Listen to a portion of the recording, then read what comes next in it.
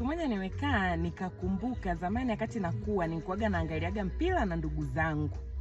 Kila baada ya mechi kulikuwa kuna watu wanaitwa wachambuzi wa mpira ambao walikuwa wanaonekana kama vile wanajua kila kitu kuhusiana na mpira. Wanahadisia, wanasema yani pale yule asingepiga hivi, asingepiga sijui crosses, asingepiga nini, asingefanya hivi, penalty isingepatikana au angefanya hivi. Kwa mimi nikawa najiuliza kwa nini timu za mpira zisiwasajili hawa wachambuzi ili waweze kwenda kufanya kile ambacho wanakisema. Kwa nini wasisajiliwe wao wakaingia ndani kucheza?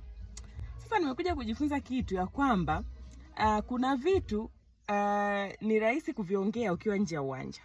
Lakini ukishaingia ndani ya uwanja unagundua kwamba sio virahisi kama ambavyo ulikuwa unachambua au ulikuwa unasema. Inawezekana ulikuwa unamuona mwanamke labda ana mtoto na namna ambavyo labda mtoto wake anasumbua au anafanya nini, unajiambia ni mimi siku nikipata mtoto wangu jicho moja tu atatulia. Unakuja kupata mtoto unagundua kwamba sio rahisi hivyo kumtuliza mtoto kwa jicho moja mpaka akatulia.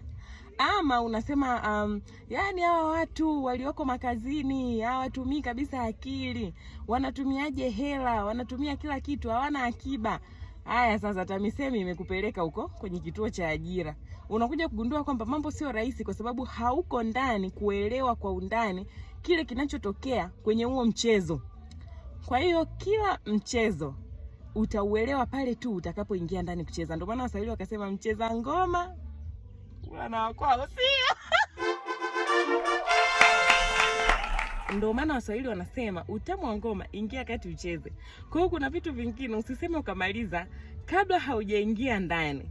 Ama kabla haujaingia kwenye hicho kitu huwezi kuelewa kwamba exactly huo mchezo ukoje.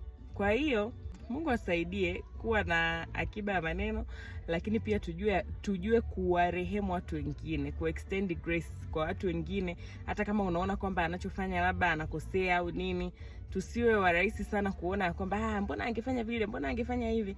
Na ukitaka kuelewa vizuri, wakati uko mdogo ulikuwa unaona yani baba hawezi kukosa hela, na sasa hivi wewe ndo baba na hela hauna.